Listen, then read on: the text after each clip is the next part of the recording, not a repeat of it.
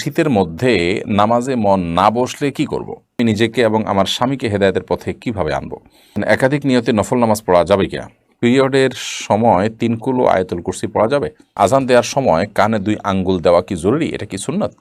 আমাদের এলাকায় মিলাদুন্নবী পালন করা হয়। ভ্রাতৃত্ববোধ বজায় রাখার জন্য এখানে টাকা দেওয়া যাবে কি? তানিয়া ফেরদৌসী আপনি লিখেছেন, একাধিক নিয়তে নফল নামাজ পড়া যাবে কিনা? নফল নামাজ, নফল রোজা এগুলোতে একটা নামাজের মধ্যে বা একটা রোজার মধ্যে একাধিক নিয়তকে ইনক্লুড করার সুযোগ আছে, তবে সেটা জেনারেলি না। অর্থাৎ যেইভাবেই হোক না কেন আপনি সেখানে দুইটা দুটো করে নিয়ত করবেন, এটা এরকম না, বরং সেটার একটা সুনির্দিষ্ট ব্যাখ্যা আছে। সব ক্ষেত্রেই না। যেমন আপনি সালাতুল সালাতু তাহিয়াতুল উজু বা তাহিয়াতুল মসজিদ আপনি পড়বেন, পাশাপাশি সুন্নত নামাজ পড়বেন, তাহলে এই দুটোকে আপনি ইনক্লুড করতে পারবেন। এমডি ইয়ামিন আপনি লিখেছেন, শীতের মধ্যে নামাজে মন না বসলে কি করব? শীতের মধ্যে যদি নামাজে মন না বসে, তাহলে সেক্ষেত্রে না বসার কারণগুলো চিহ্নিত করতে হবে এবং সেগুলো দূর করার চেষ্টা করতে হবে। নামাজে মন বসা না বসার সাথে শীত বা গ্রীষ্মের সম্পর্ক তো আসলে নেই। নিশ্চয়ই কোনো একটা বিষয় আমাদেরকে মনোযোগকে নষ্ট করে, তো যে বিষয়টি নষ্ট করে সেটাকে দূর করার জন্য চেষ্টা অব্যাহত রাখতে হবে। শাহনাজ পারভিন আপনি লিখেছেন, পিরিয়ডের সময় 3 কুল ও আয়াতুল কুরসি পড়া যাবে? পিরিয়ডের সময় আমরা কোরআন কারীম তেলাওয়াত করব না, এটাই জমহুর বা সংখ্যাগরিষ্ঠ ইমামদের মত। আমাদের বোনরা পিরিয়ডের সময় কোরআন তেলাওয়াত করবেন না। কোরআন কারীমের যে আয়াতগুলো দোয়ামূলক বা ওজিফামূলক, যেমন 3 কুল সকাল সন্ধ্যায় এবং রাতে, এটা আমাদের আত্মরক্ষার জন্য, আমরা শয়তান থেকে পানাহের জন্য পড়ে থাকি, তো সেটা পড়তে পারবেন। আয়াতুল কুরসি পড়েছেন আমল হিসাবে, ওজিফা হিসাবে, সেটা পড়তে পারবেন, তবে তেলাওয়াতের অংশ হিসাবে নয়, এবং সাধারণ কোরআন তেলাওয়াত করবেন না। কামরুজ্জামান তুহিন লিখেছেন, আজান দেওয়ার সময় কানে 2 আঙ্গুল দেওয়া কি জরুরি? এটা কি সুন্নাত? আজান দেওয়ার সময় কানে 2 আঙ্গুল দেওয়া এটা জরুরি না, তবে এটা আজানের আদব এবং সুন্নাহ বলতে পারি, কারণ এর ফলে আওয়াজ বড় করা সহজ হয়। কিন্তু যদি কেউ কানে আঙ্গুল না দেন, এমনি হাত ছেড়ে দিয়ে তিনি আজান দিয়ে ফেলেন, তাতেও কিন্তু আজান আদায় হয়ে যাবে। এরপর প্রশ্ন করেছেন ফখরুল শেখা, আপনি লিখেছেন, আমি নিজেকে এবং আমার স্বামীকে হেদায়েতের পথে কিভাবে আনব? হেদায়েতের পথে আসার জন্য প্রিয় বোন আমার, আল্লাহ তাআলার কাছে দোয়া করতে হবে, কায়মুল বাক্যে দোয়া করতে হবে, আল্লাহ যেন হেদায়েত দান করেন। আমরা নামাজের মধ্যে প্রত্যেক রাকাতে কিন্তু দোয়া করি, ইহদিনাস সিরাতাল মুস্তাকিম, আল্লাহ আমাদেরকে সিরাতে মুস্তাকিম বা সঠিক পথ আপনি প্রদর্শন করুন, সঠিক পথে আমাদেরকে পরিচালিত করুন। আমরা কিন্তু আল্লাহর কাছে দোয়া করি, তো সেইভাবে দোয়া করা উচিত।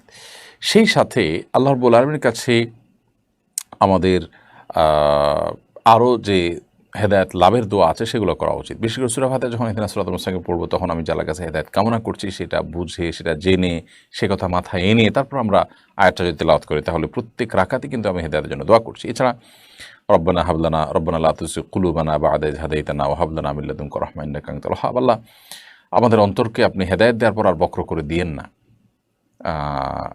এবং আপনার পক্ষ থেকে আপনি আমাদেরকে রহমত এবং অনুগ্রহ দান করুন, কারণ আপনি মহান দাতা।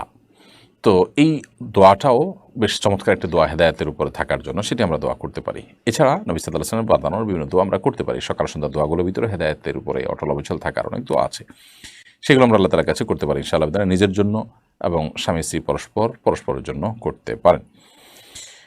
এছাড়া হেদায়েতের উপরে টিকে থাকার জন্য হেদায়েতের পরিবেশে, ইমানের পরিবেশে, তাকওয়ার পরিবেশে থাকা, মুমিনদের মধ্যে পরিবেশের মধ্যে যথাসম্ভব থাকার চেষ্টা করা, এবং সাধারণ যে নেকামলগুলো আছে, আল্লাহর আদেশ নিষেধগুলো আছে, সেগুলোকে মেনে মেনে চলা চেষ্টা করা, এবং শঙ্কার মধ্যে থাকা, ভীত সন্ত্রস্ত থাকা যে কোনো মুহূর্তে আমি হেদায়েত হারা হতে পারি, তো এই ভয়ের কারণে আল্লাহ তাআলার কাছে প্রার্থনা করা, দোয়া করা, এটার মধ্যে বিশেষ একটা কোয়ালিটি তৈরি হবে। তো সে দোয়া অনেক বেশি কবুল হওয়ার সম্ভাবনা থাকবে ইনশাআল্লাহ তাআলা। মিজানুর রহমান আপনি লিখেছেন, আমাদের এলাকায় মিলাদুন্নবী পালন করা হয়, ভ্রাতৃত্ববোধ বজায় রাখার জন্য এখানে টাকা দেওয়া যাবে কি? ভাই মিজানুর রহমান, আপনার এলাকায় যে মিলাদুন্নবী পালন করা হয়, এই মিলাদুন্নবীতে আপনার শামিল হলেন এই যুক্তিতে যে ভ্রাতৃত্ববোধ বজায় থাকলো, তাহলে সেটা সঠিক কাজ হবে না। কারণ আপনি বরং সেখানে না যাওয়ার মাধ্যমে তাদের ভুল এবং তাদের বিভ্রান্তির ব্যাপারে তাদেরকে আপনি বার্তা দিতে পারেন, সেটা আপনার করা উচিত। হ্যাঁ, কোথাও যদি এমন হয় যে না গেলে বড় ধরনের কোনো সমস্যা তৈরি হবে, তাহলে সেক্ষেত্রে আপনি নিরুপায় হিসাবে সেখানে গেলেন, কিন্তু ভুলটাকে ভুল জেনে গেলেন এবং সম্ভবত তাদের নাসিহা করলেন, বা তাদেরকে আপনি মন্দ কাজ থেকে সরায় আনবেন সে পরিকল্পনা আপনার মাথায় আছে, তাও সেটা হতে পারে। বাট জাস্ট ভ্রাতৃত্ববোধ বজায় রাখার জন্য যদি আপনি এটা করেন, তাহলে ভ্রাতৃত্ববোধ বজায় রাখার জন্য তো অন্যান্য গুনাহের কাজগুলো করা আমাদের জন্য হালাল হয়ে যাবে, ব্যাপারটা সেরকম না। এরপরে রিয়া আক্তার আপনি লিখেছেন, আমার নাম রহিমা ইসলাম রিয়া, শুনেছি এ নাম রাখা জায়েজ নয়, আমার করণীয় কি? দেখুন,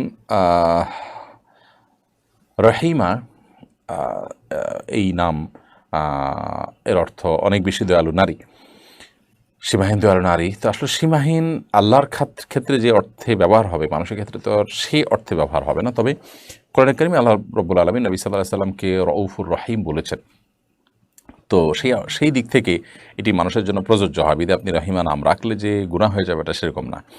আর রিয়া মানেই হলো মানুষকে দেখানোর জন্য কোনো কাজ করলে সেটাকে বলা হয়, সেইটাকে বলা হয় রিয়া, লৌকিকতা।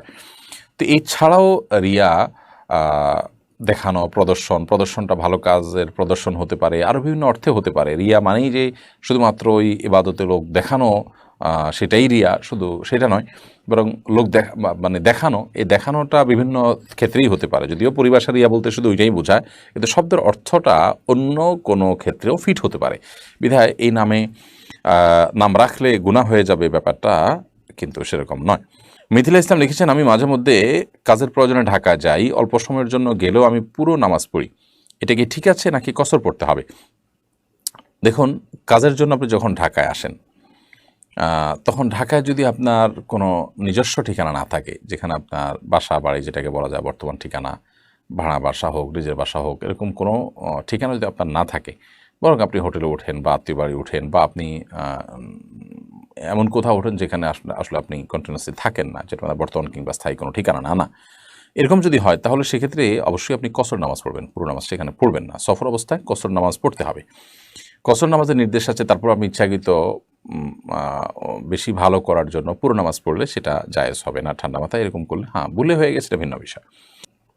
এরপরে হজরত আলী আপনি লিখেছেন, আমি ভারতবর্ষের পশ্চিমবঙ্গ থেকে বলছি, আমার কম্পিউটার প্রিন্টের দোকান আছে, আমি এখান থেকে লটারির রেজাল্ট প্রিন্ট করে বের করি, এর মাধ্যমে অর্থ উপার্জন করা কি হালাল হবে, অথবা আমিও কি গুনাহগার হব? দেখুন, সাধারণত যেই লটারিগুলো প্রচলিত আমাদের সমাজে আছে, এগুলো জুয়া। 10 টাকায় আপনি এত লাখ টাকা করলেন, জিতলেন, এগুলো জুয়া। তো এই সমস্ত লটারির রেজাল্ট আপনি প্রিন্ট করলেন, করে মানুষকে দিলেন, তো সেক্ষেত্রে আপনি জুয়ার সাথে প্রত্যক্ষভাবে জড়িয়ে গেলেন এবং জুয়াকে আপনি সহযোগিতা করলেন। তো সেজন্য এটা গুনাহ হবে। আল্লাহ তাআলা বলেছেন, ওয়ালা তাআওয়ানু আলাল ইসমি ওয়াল উদওয়ান, সূরা মায়েদা